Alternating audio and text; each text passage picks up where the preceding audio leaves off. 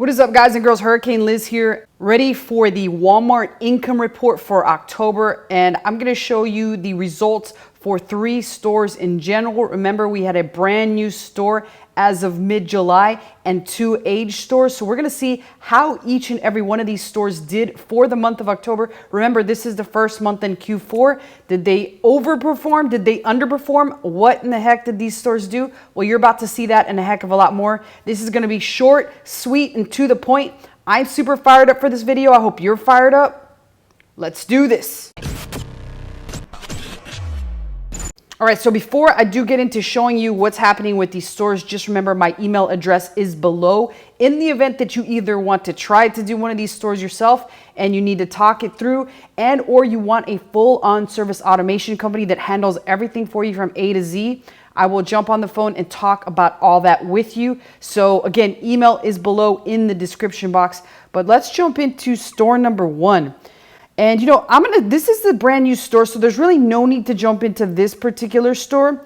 Let's look at a store that has some age on it, since most of us, as I said before, we've seen the brand new store. We know what's going on with the brand new store. Let's look at a store that we've not seen in a while, and let's look at what it did overall in the month. You can see that there's $10,000 currently in the account that's ready to be cashed out.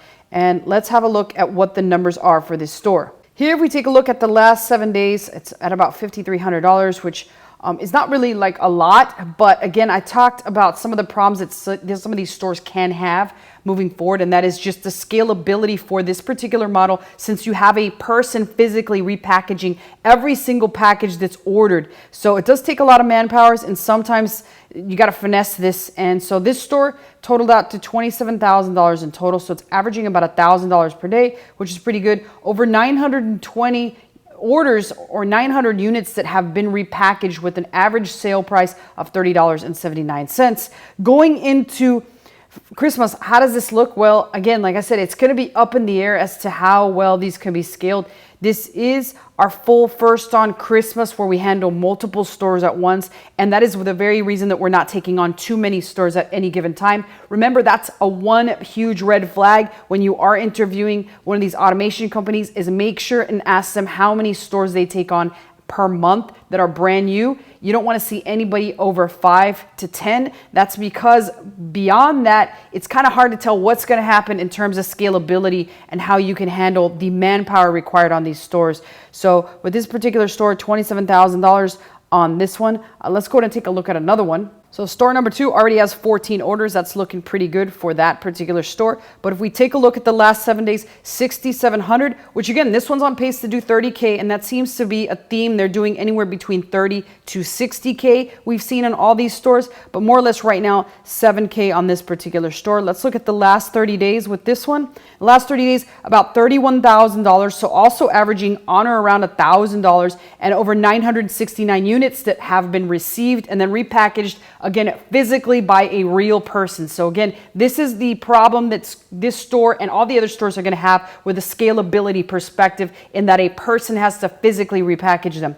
$32.42 is the average sale price of these. And again, going into Christmas, I'm going to expect that it does rise slightly. However, the software that we do have created for this will make sure that things don't get out of hand and we don't see an meteoric rise in the amount of sales, because that could create a catastrophic problem from the perspective of it's going to be almost impossible to make sure that every shipment or every package gets repackaged and sent out in a timely manner. And this could be a logistical nightmare from the perspective of metrics on Walmart, which means you can get some bad metrics that happen as a result of just getting too many orders at once. And the store has to slowly scale over time. So that's what we're doing. Slow and steady wins the race in this case. And you never know what to expect. So we're doing it as slowly as possible. And I know that can be frustrating to a lot of people, but at the same time, this is a longer lasting business model, as opposed to not knowing what the hell to do and getting literally caught with your pants down when the shit hits the fan and you get all sorts of orders and you're bombarded and you just can't even get them all out at the same time. It's going to be incredibly frustrating, incredibly nightmarish if that happens to you. So you don't want to have to go through all that. So that's why slow and steady wins the race. Let's look at the third and final store. And again, we're not going to look at the brand new one. We just want to look at stores that we've been talking about here for months and months. All right, so here we are with the last store, 8,300. So this one is on about the same track. It's going to do on or around the same amount as the rest of them. And they're all, like I said, growing slow and steady. This one happens to have hit almost the 50,000 mark, $46,380 the last 30 days. So this one could very well hit possibly even the 100,000 mark. Over 749 units sold. And you might say, like, Liz, isn't that significantly less than the last ones? Yes, it is, Smarty Pants. And the reason for that is that the average order value over here is $61.92. So items that cost a little more are selling. There's a lot less of them being sold, but still at the end of the day, 750 units have to be repackaged. And I want you to just kind of try and wrap your mind around this. That's 3 stores already with about 2,500 units that have to be repackaged on a monthly basis. If we do the math on that and we just make it easier from the perspective of 30 days, 2,500, we'll just say 2,400. That's about 80 packages per day that are being repackaged. So it takes a couple people to have to do that, but that's just 3 out of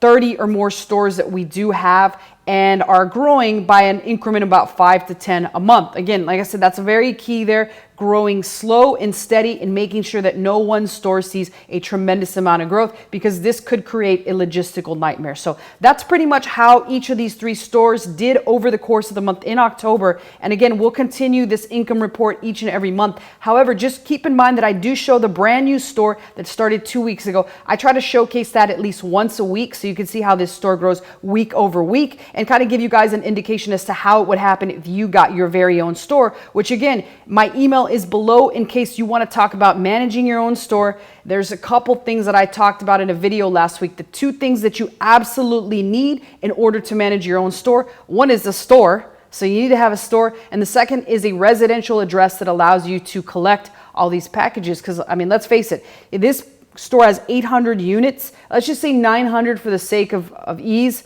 And over the course of 30 days, that means you're going to receive 30 packages that come into your house, and then you're going to ship out 30. The shipping out part isn't the part that's bothersome, because you could load up your SUV, you could have UPS do a pickup. The bothersome part is receiving or having the ability to receive 30 packages per day. This could be bad if you live in a high rise like I do, and or an apartment building that has to collect them at a central office location. You need to make sure that your UPS man has direct access to your door, and you need to pretty much kiss his ass and make sure that he's well appreciated, because I mean, it could get annoying, especially if you live on a second and or third floor. So keep those things in mind, but those are the 2 things that you need to start your very own store if you're willing to put in the work. However, the rest, got to figure out yourself, especially the getting the Walmart store. But if you want it done for you, I do run and help run a fully automated A to Z automation company. My email is below. So if you want to talk on the phone, just reach out to me. I'll be more than happy to jump on a call with you. Other than that, questions and comments go below. I always personally answer those, and I'll see you guys next time.